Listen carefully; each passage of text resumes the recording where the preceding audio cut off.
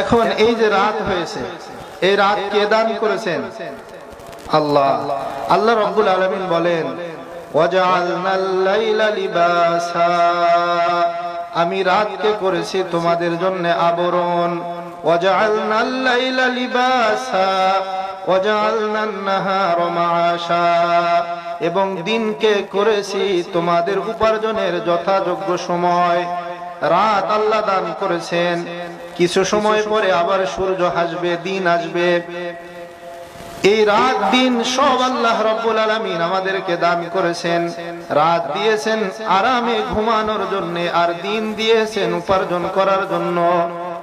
আল্লাহ বলেন, এই রাতকে যদি আমি কিয়ামতের দিন পর্যন্ত লম্বা বানিয়ে দেই, তাহলে আল্লাহ ছাড়া তোমাদের এমন কোন ইলাহ আছে যে তোমাদেরকে রাত এনে দিন এনে দিবে? আর যদি তোমাদের দিনটাকে আমি কিয়ামতের দিন পর্যন্ত লম্বা করে রাখি, তাহলে তোমাদেরকে আরামে ঘুমানোর জন্য রাত এনে দিবে কে? কেউ কি আছে? قل أرأيتم إن جعل الله عليكم الليل سرمدا إلى يوم القيامة من إله غير الله يأتيكم بضياء فلا تسمعون। আল্লাহ বলেন, হে নবী তুমি মানুষদেরকে বলো, হে মানুষ তোমরা উত্তর দাও, আল্লাহ যদি রাতকে লম্বা করে দিতেন কিয়ামতের দিন পর্যন্ত, আল্লাহ ব্যতীত তোমাদের এমন কোন ইলাহ আছে যিনি তোমাদেরকে দিন এনে দিবে? তবুও কেন তোমরা শোনো না? কেন তোমরা কোরআন হাদিস শোনো না? কেন মানো না? قل أرأيتم إن جعل الله عليكم النهار سرمدا إلى يوم القيامة من إله غير الله يأتيكم بليل تسكنون فيه। আল্লাহ বলেন, হে নবী তুমি মানুষদেরকে জিজ্ঞেস করো, হে মানুষ, আল্লাহ যদি দিনটাকে কিয়ামতের দিন পর্যন্ত লম্বা করে দিতেন, তাহলে কে আছে আল্লাহ ছাড়া তোমাদেরকে আরামে ঘুমানোর জন্য রাত এনে দিবে? কেউ নেই। আফালা তুবসিরুন। আল্লাহ বলে, বান্দা তবুও কেন তোমরা দেখো না? আমরা সব কিছু দেখি কিন্তু শিক্ষা গ্রহণ করি না। এজন্য আল্লাহ বললেন, বান্দা তোমরা দেখেও কেন দেখো না? এখন রবিবার চলতেছে। কি চলতেছে? যে রবিবার। ইংরেজিতে বার বদলিয়ে যায় রাত 12টার পরে, আর কোরআন হাদিস মতে বার বদলায় কখন? সূর্য ডোবার পরে। শনিবারে যখন সূর্য ডুবেছে তখন শনিবার শেষ, রবিবার শুরু হয়েছে। আল্লাহ বলেছে, লা শামসু ইয়ামবাগি লাহা আন তুদরিকাল কমার ওয়ালাল লাইলু সাবিকুন নাহার ওয়া কুল্লুম ফি ফালাকি ইয়াসবাহুন। রাত কখনো দিনকে অতিক্রম করে যেতে পারবে না, সূর্য কোনদিন চাঁদের নাগাল পাবে না, চন্দ্র এবং সূর্য আপন আপন কক্ষপথে অবিরত ছুটে চলেছে। পড়েন সুবহানাল্লাহ। চন্দ্র ঘোরে নাকি সূর্য ঘোরে? চন্দ্র সূর্য ঘোরে নাকি ঘোরে না? এই সত্যটা আবিষ্কার করতে হাজার হাজার বিজ্ঞানী তাদের জীবন দান করেছে, তাদের জীবনকে কুরবানি করে দিয়েছে। চাঁদ সূর্য ঘোরে নাকি ঘোরে না, এই সত্যটা আবিষ্কার করার জন্য হাজার হাজার বিজ্ঞানী তাদের জীবন শেষ করে দিয়েছে। Lakh lakh crore crore million billion dollar তারা খরচ করেছে। আর এই মহা সত্যটাকে আল্লাহ রাব্বুল আলামিন কোরআনে আগেই ঘোষণা করে দিয়েছে, যখন বিজ্ঞানের জন্মও হয় নাই। সুবহানাল্লাহ বলবেন না?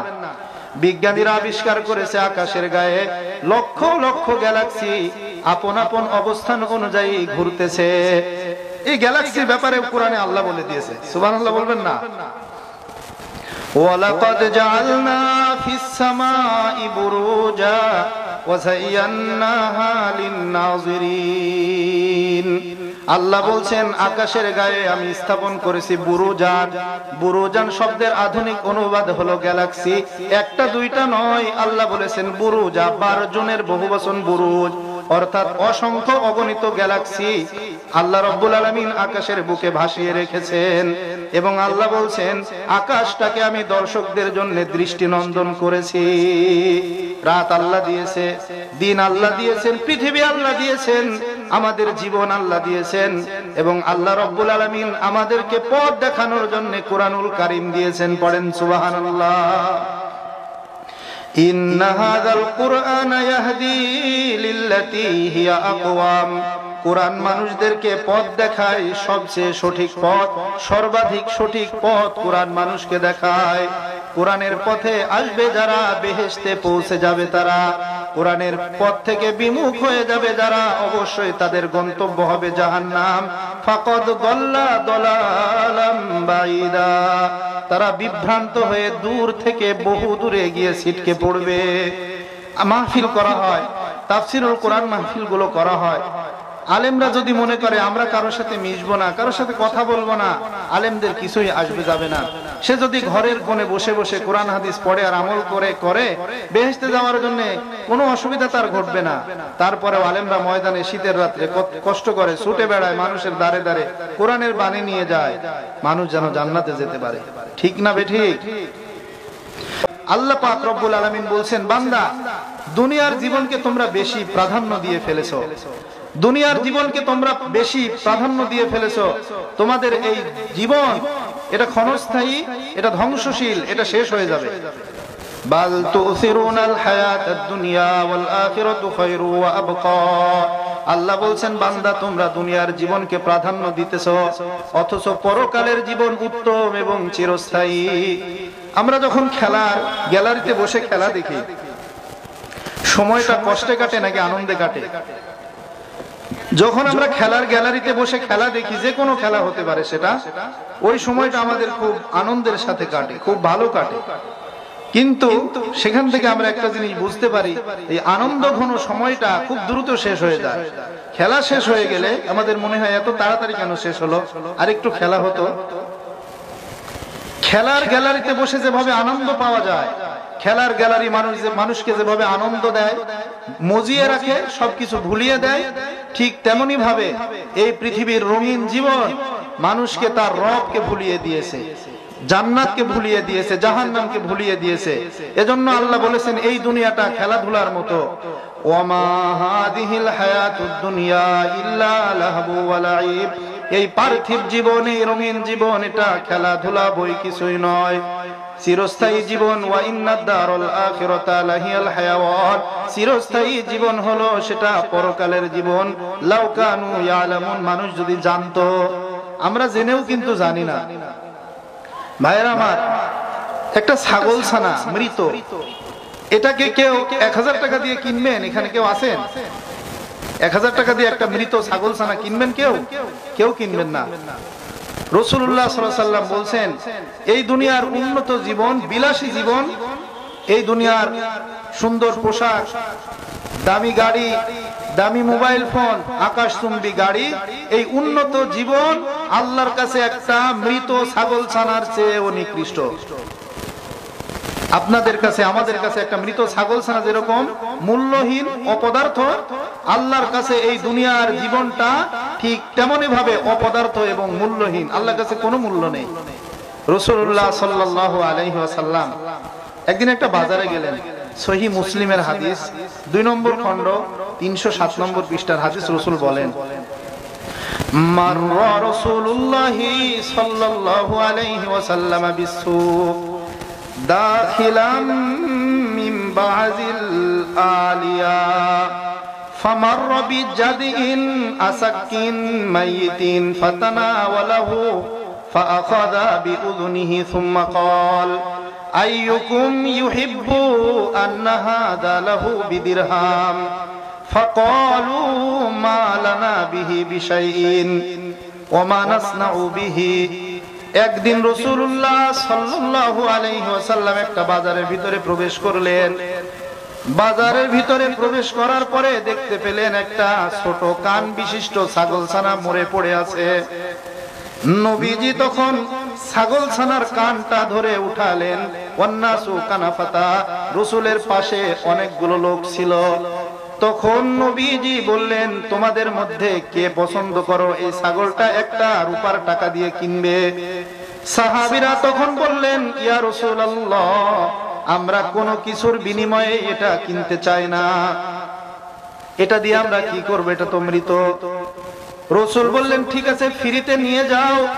সাহাবীরা তখন বললেন ইয়া রাসূলুল্লাহ ফ্রিতেও নিব না, জীবিত থাকলে একটা কথা ছিল, জীবিত থাকলেও নিতাম কিনা ঠিক নেই, কারণ ছাগল ছানার কান ছোট।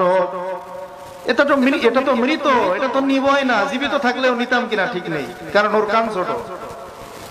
রাসূল সাল্লাল্লাহু আলাইহি ওয়াসাল্লাম তখন বললেন ফাকাল ওয়াল্লাহি লাদ দুনিয়া আহওয়ানু আলাল্লাহি মিন হাদা আলাইকুম। রাসূলুল্লাহ তখন বললেন কসম আল্লাহর, এই মৃত ছাগল ছানার যেমন কোনো দাম তোমাদের কাছে নেই, ঠিক তেমনি ভাবে এই দুনিয়ার উন্নত জীবন যাপনের কোনো দাম আল্লাহর কাছে নেই। এজন্য আমরা দুনিয়াকে প্রাধান্য দেওয়া উচিত নয়। আল্লাহ বলেন বাল তুসিরুনাল হায়াতাদ দুনিয়া, তোমরা বড় নির্লজ্জ, তোমরা বেহায়া, তোমরা দুনিয়ার জীবনটাকেই বড় মনে করো, এটা ঠিক নয়। ভাইরা আমার, রাসূলুল্লাহ বলেছেন তোমরা এই দুনিয়াতে জেল কয়েদিদের মতো জীবন যাপন করো। কয়েদির মনে চায় তার সন্তানদের সাথে সময় কাটাতে, তার স্ত্রীকে দেখতে মনে চায়, তার মা বাবাকে দেখতে মনে চায়, বন্ধুদের আড্ডায় যেতে মনে চায়, কিন্তু কোন কয়েদি কি তার মনের কোনো আশা পূরণ করতে পারে না। রাসূল সাল্লাল্লাহু আলাইহি ওয়াসাল্লাম বললেন এই দুনিয়াতে তোমাদেরকেও কয়েদির মতো থাকতে হবে যদি মুসলমান হয়ে থাকো। তোমার অনেক কিছু মনে চাইবে, গুনাহ করতে মন চাইবে, সেই গুনাহে তুমি যেতে পারো না, কারণ তুমি জেলখানায় আছো। রাসূল বলছেন আদ দুনিয়া সিজনুল মুমিন ওয়া জান্নাতুল কাফির, এই দুনিয়াটা ঈমানদারের জন্য জেলখানা এবং যারা কাফের তাদের জন্য স্বর্গখানা। আমরা দুনিয়াটাকে কি স্বর্গখানা বানাবো নাকি কয়েদিখানা বানাবো? আল্লাহ আমাদেরকে কবুল করুন। ভাইরা আমার, মানুষ গুনাহ করে। আল্লাহ রাসূল সাল্লাল্লাহু আলাইহি ওয়াসাল্লাম বলেছেন দুই শ্রেণীর জাহান্নামীকে আমি কখনো চোখে দেখিনি, দুই শ্রেণীর জাহান্নামীকে আমি রাসূল কখনো দেখিনি। অর্থাৎ আমার যুগে এই দুই শ্রেণীর মানুষ পৃথিবীতে আবির্ভূত হয় নাই, তারা আমার পরে পৃথিবীতে আসবে, যাদেরকে আমি দেখব না। অর্থাৎ তারা যখন আসবে তখন আমি দুনিয়াতে থাকবো না। রাসূল বলেন সিনফানে মিন আহলিন নার লাম আরহুমা কওমুন মাআহুম সিয়াতুন কাআযনাবিল বাকার ইয়াজরিবুনা বিহা আনাকান নাস। রাসূল সাল্লাল্লাহু আলাইহি ওয়াসাল্লাম বলেছেন দুই শ্রেণীর জাহান্নামীকে আমি চোখে দেখিনি। তাদের এক শ্রেণীর মানুষ হলো এমন এক শাসক গোষ্ঠী হবে যাদের হাতে থাকবে গরুর লেজের মতো চাবুক, ওই চাবুক দিয়ে তারা মানুষের উপরে দুঃশাসন চালাবে, মানুষের উপরে অত্যাচার করবে। অর্থাৎ অত্যাচারী শাসক, এটা কিয়ামতের আলামত। অত্যাচারী শাসক, এটা কিয়ামতের আলামত। দ্বিতীয় শ্রেণীর জাহান্নামী যাদেরকে রাসূল দেখেন নাই বলে বলেছেন নিসাউন কাসিয়াতুন আরিয়াতুন মুমিলাতুন মাইলাতুন রুসুহুন্না কাসনিমাতিল বাক্তিল মাইলা লাম ইয়াদখুলনাল জান্নাতা ওয়ালা ইয়াজিদনা রিহাহা ওয়া ইন্না রিহাহা লাতুজাদু মিন মাসিরাতি কাযা ওয়া কাযা। রাসূল বলেন ওই দ্বিতীয় শ্রেণী হলো তারা নারী, নিসাউন কাসিয়াতুন, তারা এমন পোশাক পরিধান করবে যে তারা পোশাক পরিধান করা সত্ত্বেও নগ্ন থাকবে। কাসিয়াতুন আরিয়াতুন মুমিলাতুন, তারা তাদের চলাফেরার মাধ্যমে, তাদের পোশাকের মাধ্যমে, তাদের কথার ধরনের মাধ্যমে পরপুর পুরুষকে নিজেদের দিকে আকৃষ্ট করবে। মাইলাতুন, নিজেরাও পুরুষের প্রতি আসক্ত থাকবে এবং তাদের লজ্জা শরম থাকবে না। তারা যেখানে সেখানে যার তার সাথে বসে ফুচকা খাবে। এর নির্লজ্জ নারী আছে, এরা বাইরে যায়, এরা একসাথে বয়ফ্রেন্ড বানায়, এরা একসাথে বসে ফুচকা খায়, এরা কফি খেতে যায় প্রেমিকের সাথে। এগুলো সব হারাম, এগুলো কিয়ামতের আলামত। মুসলমান নারী কখনো ঘরের বাইরে যেতে পারবে না। আল্লাহ বলেছেন ওয়াকরনা ফি বুয়ুতিকুন্না ওয়ালা তাবাররাজনা তাবাররুজাল জাহিলিয়াতিল উলা, হে নারীরা তোমরা তোমাদের ঘরের অভ্যন্তরে অবস্থান করো, জাহেলি যুগের নারীদের মতো তোমরা নির্লজ্জ বেহায়ার মতো বাইরে যেও না।